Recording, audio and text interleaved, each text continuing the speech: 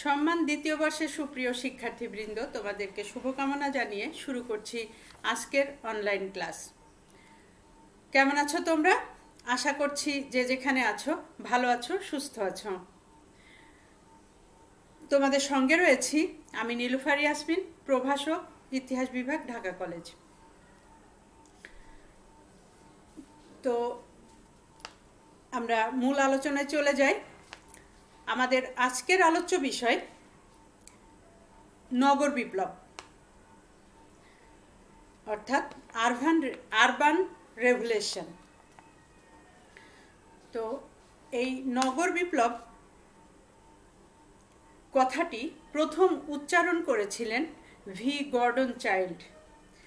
তো তিনি বলছেন, নবপলীয় যুগের শেষ দিকে মানুষ আবিষ্কারের ক্ষেত্রে অগ্রগতির চূড়ান্ত পর্যায়ে পৌঁছে এবং এই অগ্রগতির পরিপ্রেক্ষিতে মানুষের জীবনযাত্রার ক্ষেত্রে যে বৈপ্লবিক পরিবর্তন সাধিত হয়েছিল সেটাই হলো নগর বিপ্লব বা আরবান রেভলিউশন। এটি মানব সভ্যতার দ্বিতীয় বিপ্লব নামেও পরিচিত ছিল। আমরা জানি মানব সভ্যতার প্রথম বিপ্লবটি সংগঠিত হয়েছিল নবপলীয় বিপ্লব নামে, যেটা কৃষি বিপ্লব।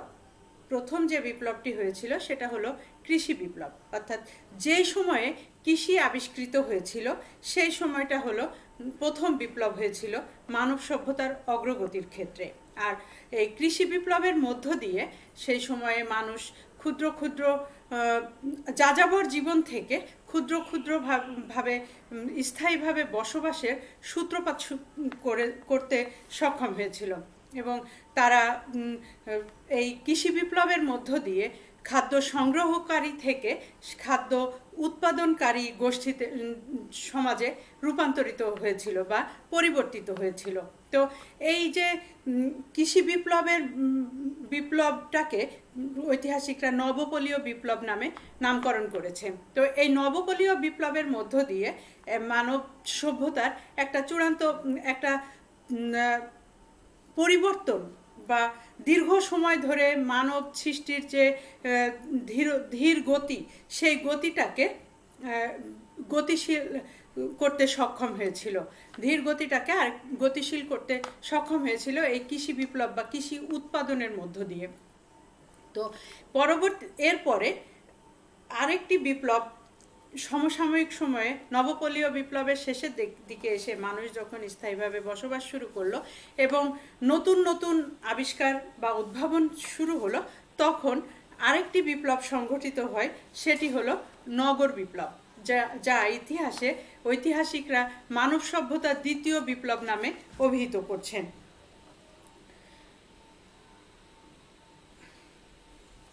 এই নগর বিপ্লব মানব সভ্যতার ইতিহাসের একটি ঐতিহাসিক মানে বিবর্তনের ধারায়, মানে মানব সভ্যতার যে বিবর্তন হচ্ছিল সেই বিবর্তনের ধারায় একটি যুগান্তকারী পরিবর্তন সাধিত করেছিল, যে কারণে আসলে এই নগর বিপ্লবটা মানব সভ্যতার ইতিহাসে অত্যন্ত গুরুত্বপূর্ণ অধ্যায় সংযোজন করেছে। মানুষকে আধুনিকতার দিকে নিয়ে যাওয়া এবং গ্রাম্য বা যাযাবর জীবন থেকে যেমন গ্রাম্য জীবন শুরু হয়, ঠিক সেখান থেকে আবার মানুষ আধুনিক জীবনের দিকে ধাবিত হতে শুরু করে। এই নগর বিপ্লব শব্দটি আমি আগেই বলেছি প্রথম উচ্চারণ করেছিলেন ভি গর্ডন চাইল্ড।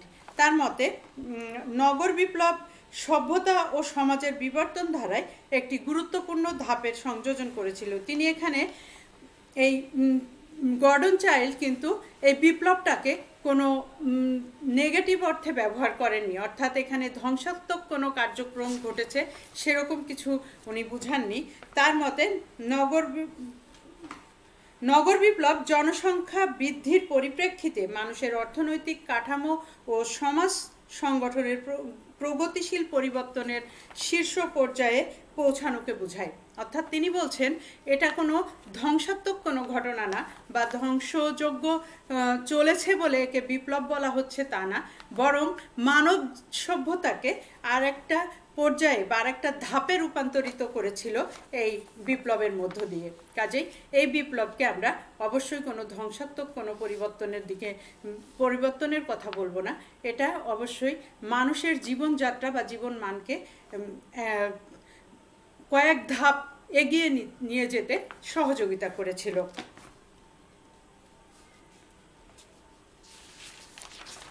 আমি আগেই বলেছি, কৃষি বিপ্লবের মধ্য দিয়ে মানুষ খাদ্য উৎপাদনকারী থেকে খাদ্য সংগ্রহকারীতে রূপান্তরিত হয়েছিল, খাদ্য সংগ্রহকারী থেকে খাদ্য উৎপাদনকারীতে রূপান্তরিত হয়েছিল এবং মানুষ যাযাবর বৃত্তি ত্যাগ করে ছোট ছোট গ্রামে স্থায়ীভাবে বসবাস করতে শুরু করেছিল।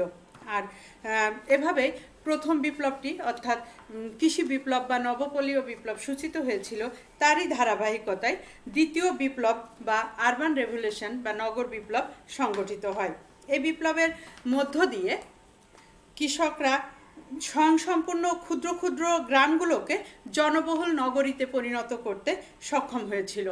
অর্থাৎ যেটা কৃষি বিপ্লবের মধ্য দিয়ে গ্রামগুলো স্বয়ংসম্পূর্ণ হয়েছিল, পরবর্তীতে এই স্বয়ংসম্পূর্ণ গ্রামই বা এই কৃষি বিপ্লবই একটা পর্যায়ে তাদেরই বিভিন্নভাবে সহযোগিতায় আমরা পরবর্তী পটভূমি পড়ার সময় দেখব যে এর মধ্য দিয়ে কৃষি বিপ্লবেরই ধারাবাহিকতায় পরবর্তীতে নগর বিপ্লব সূচিত হয় এবং স্বয়ংসম্পূর্ণ গ্রামগুলো পরবর্তীতে জনবহুল নগরীতে পরিণত হয়। তাদের বিভিন্ন গ্রাম স্বয়ংসম্পূর্ণ হওয়ার পর কিভাবে তারা পর্যায়ক্রমে ক্ষুদ্র ক্ষুদ্র জনবহুল নগরীতে পরিণত হলো সেটা আমরা জানব। গৌণ শিল্প ও বৈদেশিক বাণিজ্যে পরিপুষ্ট এই গ্রামগুলোই পরবর্তীতে নিয়মিত রাষ্ট্র হিসাবে আত্মপ্রকাশ করে। নগর বিপ্লবের প্রথম সূচনা হয়েছিল নীলনদ ও গঙ্গা নদীর মধ্যবর্তী যে জায়গাটা ভূখণ্ড ছিল, এই ভূখণ্ডেই এই নগর বিপ্লবটা সংগঠিত হয়েছিল। তো এই প্রসঙ্গে গর্ডন চাইল্ড বলছেন, যখন আমরা প্রথম বিপ্লবের আগের 1000 বছরের ধীরগতি বা এমনকি দ্বিতীয় বিপ্লবও আধুনিক শিল্প বিপ্লবের দ্বিতীয় বিপ্লব ও আধুনিক শিল্প বিপ্লবের মাঝে 4000 বছরের কথা স্মরণ করি, তখন আজকের দিনের যুগান্তকারী আবিষ্কারগুলো একের পর এক ঘটছিল। অর্থাৎ আমরা যখন এই নগর বিপ্লব বা শিল্প বিপ্লব, নগর বিপ্লব বা নবপলীয় বিপ্লব এগুলো সম্পর্কে আলোচনা করছি এবং আলোচনা করতে গিয়ে আমরা যখন দেখছি যে এটা কত ধীরগতিতে, কত ধীরে ধীরে এই নবপলীয় বিপ্লব মানুষ সৃষ্টির সেই শুরুতে থেকে তারা কত ধীরে ধীরে নবপলীয় বিপ্লবের দিকে এসেছে এবং তার উপরে নগর বিপ্লব সংগঠিত হয়েছে। এবং নগর বিপ্লবের পরে যে তৃতীয় শিল্পের ক্ষেত্রে বা মানুষের জীবনযাত্রার অগ্রগতির ক্ষেত্রে যে তৃতীয় বিপ্লব, সেটা হলো শিল্প বিপ্লব। সেই বিপ্লবটা নগর বিপ্লব থেকে 4000 বছর পরে এসে সংগঠিত হয়েছে। কিন্তু তার পরবর্তীতে এসে আমরা যখন এটা নিয়ে আলোচনা করছি, সেই সময়ে আসলে এই শিল্প বিপ্লবের পরবর্তী বিপ্লবগুলো একের পর এক ঘটছে। অর্থাৎ আমরা আধুনিক জীবনযাপন এবং উন্নত জীবনযাপন একের পর এক পর্যায় এগিয়ে নিচ্ছি। ঠিক যে সময় আমরা এটা আলোচনা করছি, কিন্তু জীবনযাত্রাটা শুরুতেই এরকম স্মুথ ছিল না। তাদেরকে এই মানব সভ্যতার একদম অগ্রগতির প্রাথমিক পর্যায়ে এই বিপ্লবগুলো সংগঠিত করতে গিয়ে অনেক সময় লেগেছে এবং অনেক পরিশ্রমের ফসল এটা। তো আমরা দেখছি যে আসলে নগর বিপ্লব মানব সভ্যতার আজকের এত আধুনিক জীবনযাপন, এত যে একের পর এক আধুনিকতার যে পর্যায়ক্রমে যে নতুন নতুন সৃষ্টি, নতুন নতুন বিপ্লব যে সংগঠিত হচ্ছে, তা আসলে এত সহজ ছিল না তা সংগঠিত করতে।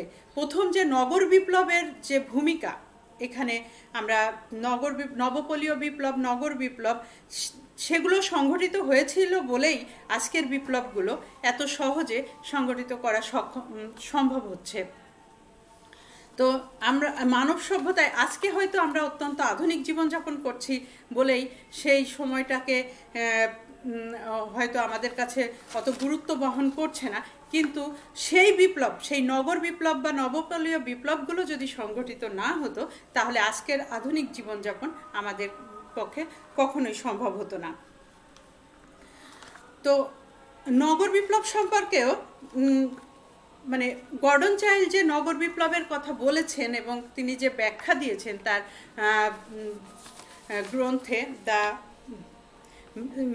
ম্যান মেক্স হিমসেলফ গ্রন্থে তিনি নগর বিপ্লবের যে বিভিন্ন ব্যাখ্যা দিয়েছেন সেই ব্যাখ্যারও অনেক সমালোচনা রয়েছে। অনেকেই তার এই নগর বিপ্লব কথাটির সাথে দ্বিমত পোষণ করেছেন, কিন্তু যতই দ্বিমত পোষণ করুক আসলে নবপলীয় বিপ্লব, নগর বিপ্লব এগুলোর যে নামকরণ, এর চেয়ে সুন্দর নামকরণ আর হতে পারে না। তাই নগর বিপ্লবটাই আমরা ঐতিহাসিকরা আধুনিক ঐতিহাসিকরাও এটা সর্বসম্মতভাবে গ্রহণ করেছে। তো দ্বিমত, তবে গর্ডন চাইল্ড মনে করছেন যে 5000 খ্রিস্টপূর্বাব্দে নগর বিপ্লব সংগঠিত হয়েছিল, তবে অনেক ঐতিহাসিক আবার বলছেন যে 3000 থেকে 3500 খ্রিস্টপূর্বাব্দে এই সময়ের মধ্যে নগর বিপ্লব সংগঠিত হয়েছিল। তবে এই একটা কথা বলতেই হয়, আসলে সব জায়গায় একই সময়ে বা একইভাবে নগর বিপ্লব সংগঠিত হয়নি। বিভিন্ন অঞ্চল ভিত্তিতে এটা মানুষের মেধা এবং মানুষের কার্যক্রমের উপরে নির্ভর করে অঞ্চল ভিত্তিতে এটার পরিবর্তন সাধিত, মানে এটা বিভিন্ন অঞ্চলে বিভিন্ন সময়ে সংগঠিত হয়েছে। তবে 5000 খ্রিস্টপূর্বাব্দে না হলেও 4000 বা 3500 খ্রিস্টপূর্বাব্দ থেকেই এই নগর বিপ্লবের সূত্র শুরু হয়েছিল বলে মনে করা হচ্ছে। তো এই প্রত্নতত্ত্ববিদ ও ঐতিহাসিকরা বলছেন যে নগর বিপ্লব যে সংগঠিত হয়েছিল, নগর বিপ্লব যে ঘটেছিল, আজকে যে আমরা আধুনিক জীবনযাপন করছি সেখানে বসে আমরা অবশ্যই বুঝতে পারি একটা কোনো রেভুলেশনের মধ্য দিয়েই প্রথমেই মানুষ এই একদম গৃহহীন যাযাবর শ্রেণী থেকে, যেখানে তারা তাদের নিজস্ব কোনো উৎপাদন কৃষি ব্যবস্থা পর্যন্ত ছিল না, সেই মানুষ কোনো রেভুলেশন ছাড়া তো আর আজকের আধুনিক জীবনযাপনে আসতে পারেনি। অবশ্যই সেই রেভুলেশনের পিছনেও কিছু কারণ বা কিছু যুক্তি ছিল।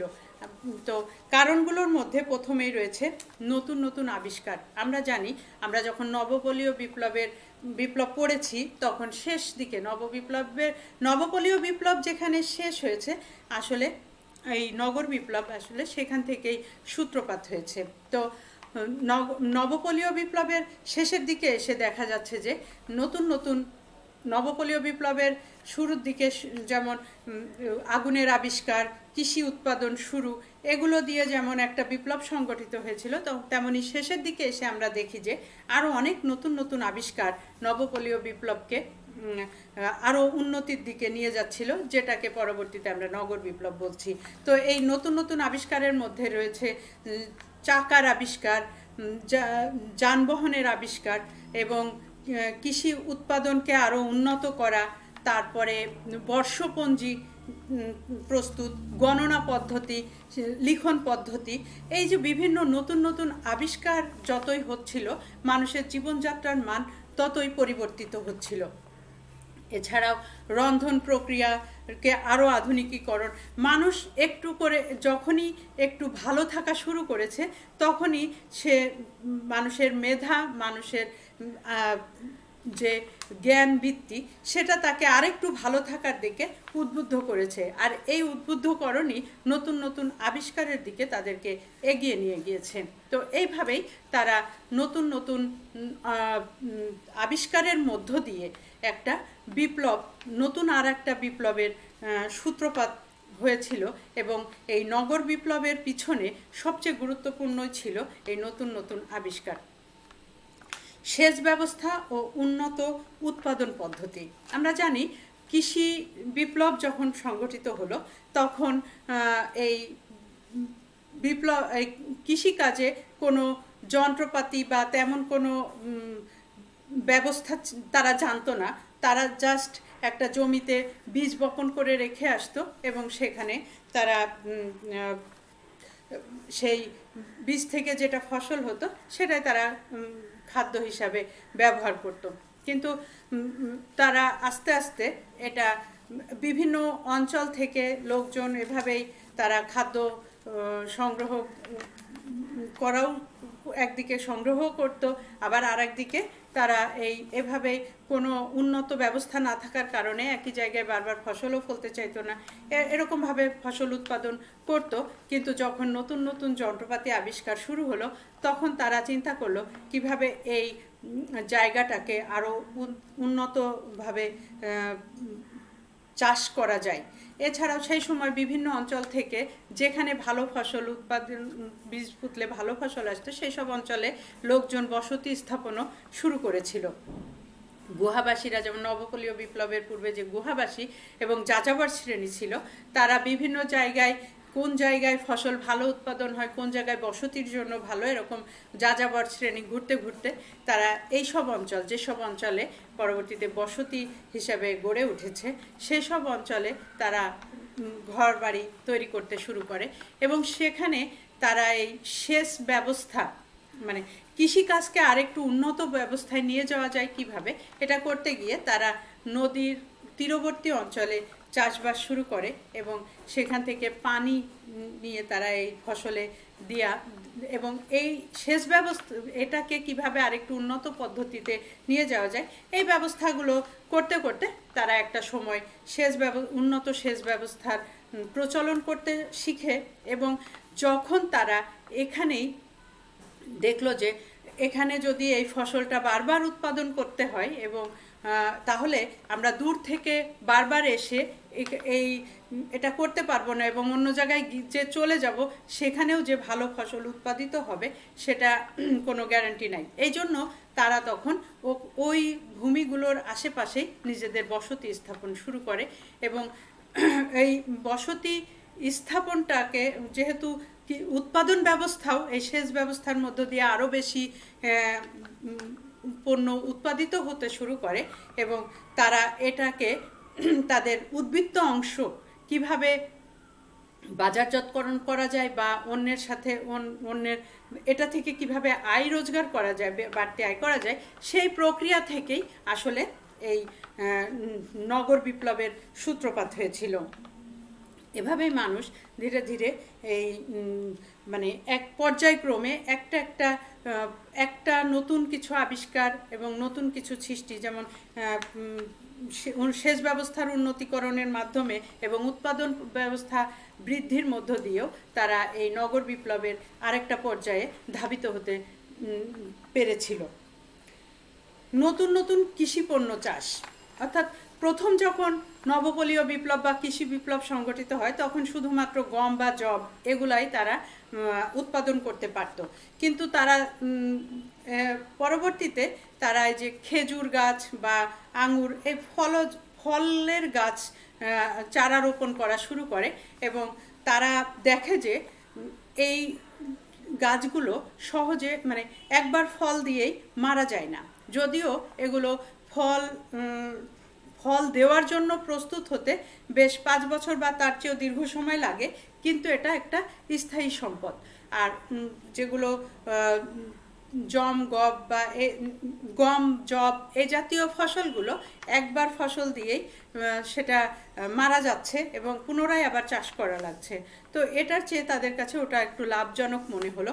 তো এইগুলোও যেমন একদিকে চাষ করা শুরু করে, অন্যদিকে তারা আবার এই যে নীল নদের অববাহিকা বা এরকম যে সমতল ভূমিগুলো ছিল বা যেসব বনজ অঞ্চল ছিল সেগুলা কেটে এই ফলজ যে গাছ এগুলোকে রোপণ করা এবং এগুলো আরও একটু উন্নত পদ্ধতিতে চাষবাস করে এগুলোকে এর মাধ্যমেই নতুন নতুন ফসল উৎপাদনের দিকে বা কৃষিপণ্য উৎপাদনের দিকে তারা মনোনিবেশ করে। এছাড়াও তারা যে প্রথম যে চাষ ব্যবস্থা কৃষিপণ্য উৎপাদন, সেখানেও আধুনিকতার ছোঁয়া দিয়ে নতুন ফসল উৎপাদনের মধ্য দিয়েও এই নগর বিপ্লবের সূত্রপাত করে। একদিকে যেমন এই ফসলগুলো তারা নতুন কৃষিপণ্য উৎপাদনের দিকে বা বনায়নের দিকে তারা মনোযোগ দিল, অন্যদিকে তারা আবার এই গাছগুলো যেহেতু তাদের স্থায়ী সম্পদ, এখানে অন্য জায়গায় থেকে এটাকে তদারক করা সম্ভব না, এই জন্য তারা এইসব অঞ্চলে বসবাস শুরু করলো এবং এগুলা এত বেশি পরিমাণে উৎপাদিত হতো, তাদের নিজেদের চাহিদা মিটিয়েও উদ্বৃত্ত থাকতো। তখন তারা এগুলো অন্যের সাথে বিনিময়ের ব্যবস্থা এবং এগুলা থেকে উদ্বৃত্ত আয় করে কিছু পুঁজি তাদের হাতে বাড়তি টাকা থাকা শুরু করলো। এভাবে তাদের তখন এই পণ্যগুলো আরও বেশি মাত্রায় কীভাবে উৎপাদন করা হয়, কীভাবে লাভজনক করা হয়, এগুলো ভাবতে ভাবতেই আসলে নগর বিপ্লবের সূত্রপাত হয়েছিল। উন্নত আবাসন ও দালান নির্মাণ।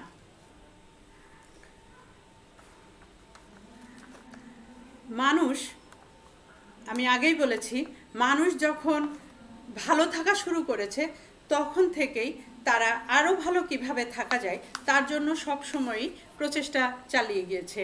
তো যখন তারা গৃহ নির্মাণ করতে শিখলো বা একটা গৃহ অভ্যন্তরে থাকা যায় এরকম প্রসেসের মধ্য দিয়ে গেল, তখন থেকেই তারা চিন্তা করত কিভাবে আরও উন্নত আবাসন ব্যবস্থা করা যায়। এবং 3000 খ্রিস্টপূর্বাব্দের দিকে সিরিয়া ও মেসোপটেমিয়ায় রোদে শুকানো ইট তৈরি করা শুরু করে। তখন তারা এটা একটা স্থাপত্য শিল্পের জন্য একটি নতুন সংযোজন এবং উন্নত মানের সংযোজন।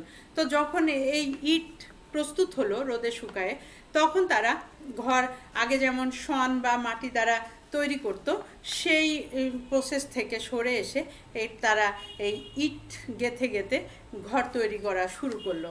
এবং যখন থেকে ইট গেঁথে গেঁথে ঘর তৈরি করা শুরু হলো, তখন গৃহ নির্মাণে একটা উন্নত পদ্ধতি। আমরা জানি যে আসলে নগর জিনিসটা আমরা ওই ইট কাঠের পাথরের যে ইটের তৈরি ঘর বাড়ি দিয়েই অনেকটা বুঝে থাকি। তো যখন এই গৃহ নির্মাণের আধুনিকতার ছোঁয়া লাগলো, তখনই আসলে মূলত নগর বিপ্লবের একটা পর্যায়ে মানব সভ্যতা উত্তীর্ণ হলো আর কি। তো এভাবে এই উন্নত আবাসন পদ্ধতি বা উন্নত গৃহ নির্মাণ পদ্ধতি আসলে মানুষকে এই নগর বিপ্লবের দিকে ধাবিত করলো। লেনদেন বা বিনিময় প্রথা। আমি আগেই বলেছি, কৃষিপণ্য যখন উৎপাদনে যখন আধুনিকতার ছোঁয়া লাগলো এবং উৎপাদন বৃদ্ধি পেতে থাকলো, তখন মানুষের মধ্যে এই উদ্বৃত্ত পণ্য কিভাবে অন্যের কাজে লাগানো যায় এবং এটা থেকে কিভাবে নিজে সুবিধা ভোগ করা যায় সেটা ভাবতে ভাবতেই আসলে এই লেনদেন বা বিনিময় প্রথার দিকে মানুষ মনোনিবেশ করলো। কারণ সব জিনিস সবার পক্ষে উৎপাদন করা সম্ভব না। যেমন কামার, তাঁতি, জেলে যখন তামা বা এগুলো ধাতু আবিষ্কার হলো, বা যখন আগুন আবিষ্কারের পরে পাথর প্রসেস করে যখন বিভিন্ন যন্ত্রপাতি আবিষ্কার শুরু হলো, তখন থেকেই এই কৃষকের পাশাপাশি কামার, জেলে, শ্রমিক শ্রেণীরও উদ্ভব হয়েছিল। তো এই শ্রমিক শ্রেণী তো আর কৃষিকাজ জানতো না, তো আবার কৃষকরা ওই শ্রমিক শ্রেণী যে কাজ করে সেটা তারা করতে পারতো না। কাজেই উভয়েরই কিন্তু উভয়ের পণ্যের প্রয়োজন ছিল। তখন তারা এটার একটা বিনিময় প্রথা বা লেনদেন প্রথার জন্য একটা আধুনিক পদ্ধতি তারা খুঁজছিল। এটা খুঁজতে খুঁজতেই তারা একটা জায়গায় নিজেরা একটা নির্দিষ্ট দিনে নির্দিষ্ট সময়ে বিভিন্ন অঞ্চল থেকে তাদের নিজ নিজ উৎপাদিত পণ্য নিয়ে আসতো এবং এই উৎপাদিত পণ্য যার উদ্বৃত্তটা একে অপরের কাছে যার প্রয়োজন অনুযায়ী তার পণ্য তাকে দিয়ে তার কাছ থেকে নিজের প্রয়োজনীয় পণ্যটা তারা নিয়ে আসতো। এভাবে সেখান থেকে তাদের উদ্বৃত্ত যে অংশ ফসল উদ্বৃত্ত উৎপাদনের প্রতি তাদের আগ্রহ সৃষ্টি হয়। এবং এই যে লেনদেন প্রক্রিয়ার জন্য মানুষ একটা নির্দিষ্ট জায়গায় নির্দিষ্ট দিনে এখানে উপস্থিত হতো, সেখানেই যে মানে পণ্যগুলো লেনদেনের জন্য মানুষ সমাবেশ হতো, এভাবেই একটা নগর পদ্ধতি মানুষের উন্নত জীবনযাপনের চেতনা এবং একটু আধুনিকতার ছোঁয়া সৃষ্টি হয় এবং এভাবেই একটি নগর সৃষ্টি হতে শুরু করে। আর এটাই ক্রমান্বয়ে একটা চূড়ান্ত বিপ্লবের রূপ ধারণ করে, যেটা মানুষকে পরবর্তীতে আধুনিক জীবনযাপনের একটা সূতিকাগার বলা যায়।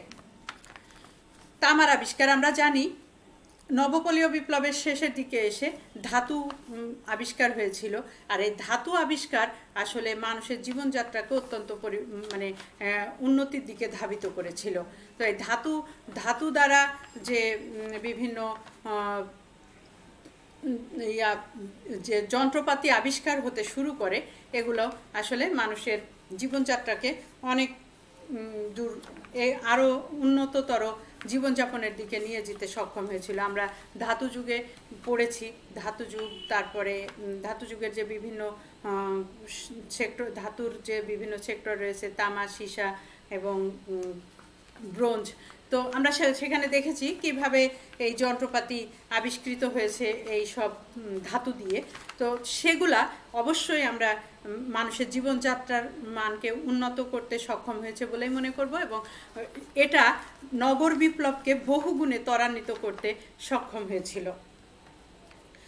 যোগাযোগ ব্যবস্থার দ্রুত উন্নতি, এই নবপলীয় বিপ্লবের শেষের দিকে এসে একদম শেষ পর্যায়ে চাকার আবিষ্কার একটা যুগান্তকারী পরিবর্তন আনতে সক্ষম হয়েছিল, যেটা আসলে নগর বিপ্লবকে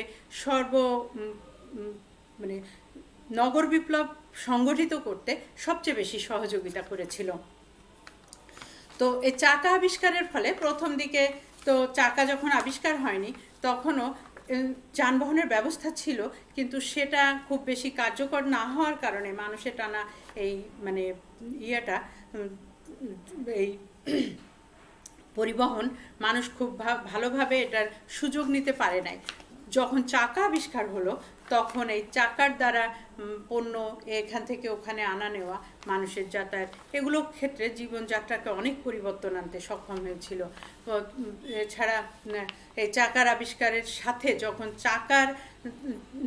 চাকা দিয়ে তৈরি যানবাহন যখন পশু দ্বারা টেনে নিয়ে অন্য জায়গায় নিয়ে যাওয়ার, প্রথম দিকে তো মানুষই টেনে নিয়ে যেত, সেটা অনেক কষ্টসাধ্য এবং সময় সাপেক্ষ ছিল। যখন তারা এটাকে আরেকটু উন্নততর করে পশু দ্বারা টেনে যানবাহনটা এক স্থান থেকে আরেক স্থানে নিয়ে যাওয়ার ব্যবস্থা বা উৎপাদিত পণ্য এভাবে যাতায়াতের সুবিধা হওয়ার কারণে মানুষের জীবনযাত্রা অনেক পরিবর্তিত হয়ে যায়। মানুষ অল্প সময়ে অধিক পণ্য উৎপাদন থেকে শুরু করে সেটা প্রসেস এবং সকল ক্ষেত্রে এই যানবাহনের উন্নয়ন অত্যন্ত ফলপ্রসূ হয়েছিল এবং নগর বিপ্লবকে সংগঠিত করতে সহযোগিতা করেছিল। তো মানুষের আসলে যখন ভালো থাকতে থাকতে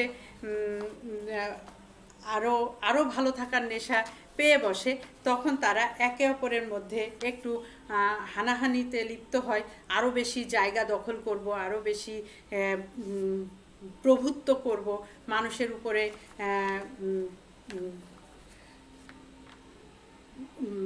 নিজের কর্তৃত্ব করব। এই জিনিসটা মানুষের বোধহয় সহজাত প্রবৃত্তি। আজকের দিনে দাঁড়িয়ে আমরা তো এটা দেখতেই পাই। আসলে তখন থেকেই এর সূত্রপাত হয়েছিল। তো সেই দিক থেকে দেখলে দিগ্বিজয়ও এই নগর বিপ্লবকে ত্বরান্বিত করেছিল। অর্থাৎ মানুষ যখন নিজের জায়গায় থেকে আরও ভালো জীবনযাপন শুরু করলো, নিজের হাতে পুঁজি আসা শুরু করলো, অর্থনৈতিকভাবে কিছু মানুষ বেশি এগিয়ে গেল, কিছু মানুষ পিছিয়ে থাকলো, এরকম পরিস্থিতিতে যারা বেশি অগ্রসরমান হলো তাদের মধ্যে তার পাশের অঞ্চল দখল করা, সেই অঞ্চলের মানুষের উপরে প্রভুত্ব করা, তাদেরকে নিয়ন্ত্রণে রাখা, এই বিষয়গুলো মানুষের মধ্যে চলে আসলো। এবং তো এই দিগ্বিজয় বা এগুলাও কিন্তু যদিও মানুষের এই হানাহানি দ্বন্দ্ব এগুলো আসলে কখনোই খুব সুখকর জিনিস নয়। তবুও নগর বিপ্লবকে ত্বরান্বিত করতে কিন্তু এটা অত্যন্ত গুরুত্বপূর্ণ অবদান রেখেছিল। কারণ যে ব্যক্তি মানে উন্নত জীবনযাপনে অন্যের থেকে শ্রেষ্ঠত্বের পরিচয় দিয়েছে, সে অন্য একটা অঞ্চল দখল করলে বা তাদের উপরে করলে সেই অঞ্চলও উন্নততর হয়ে যেত এবং তার কর্মস্পৃহা তাকে ওই অঞ্চলকে আরও উন্নত করত। এবং এই সব অঞ্চল ধীরে ধীরে এবং এই বিভিন্ন অঞ্চলের মধ্যে যে যোগাযোগ বা সম্পর্ক গড়ে ওঠা, এভাবেও এই নগর বিপ্লব ত্বরান্বিত হয়েছিল। দাস প্রথা, এই দিগ্বিজয়ের মধ্য দিয়ে মানুষ তার আগ পর্যন্ত প্রত্যেকটা মানুষ ছিল স্বাধীন, এবং মানুষ যত উন্নত হয়েছে ততই মানুষের মধ্যে আমরা আসলে এটা খুবই স্বাভাবিক একটা বিষয় এবং মানে স্বাভাবিক হয়ে গেছে আমাদের কাছে, কিন্তু হয়তো এমনটা না হলেও ভালো হতো। কিন্তু তারপরেও এটাই আসলে সেই নগর বিপ্লবের যুগ থেকেই এটাই প্রসেস, যে মানুষ যখন উন্নত জীবনযাপন করতে শুরু করেছে তখন থেকেই মানুষের মধ্যে কর্তৃত্ব করার একটা প্রবণতা সৃষ্টি হয়েছে এবং একজন আরেকজনকে নিয়ন্ত্রণ করার চেষ্টা। কিন্তু তার আগ পর্যন্ত, নগর বিপ্লবের আগ পর্যন্ত কিন্তু প্রতিটা মানুষ ছিল স্বাধীন, যদিও তারা গ্রাম ভিত্তিক কর্তৃত্বগুলো মানত, কিন্তু প্রত্যেকের কাজকর্মের ক্ষেত্রে ছিল স্বাধীনতা। কিন্তু নগর বিপ্লবের দিগ্বিজয়ের এই প্রসেস যখন শুরু হলো তখন থেকেই দাস প্রথা মানুষের সামনে এলো। মানুষ প্রথম বুঝতে পারলো যে মানুষকে নিজের কাজে লাগানো যায়, অর্থাৎ যারা যুদ্ধে হেরে যাচ্ছে তাদেরকে যদি আমি যখন দিগ্বিজয় করতে এই অঞ্চল দখল করতে যাচ্ছি, তখন সেখানে যারা হেরে যাচ্ছে তাদেরকে যদি আমি মেরে না ফেলে তাদেরকে আমার অধীনস্থ করে নিয়ে আসি, তাহলে তাদেরকে দিয়ে আমি আমার সব প্রয়োজনীয় কাজই করাতে পারবো এবং তারাও বেঁচে থাকবে, এতে তারা রাজিই হবে। এটা ভেবে ধীরে ধীরে এই দাস প্রথার প্রচলন হয়।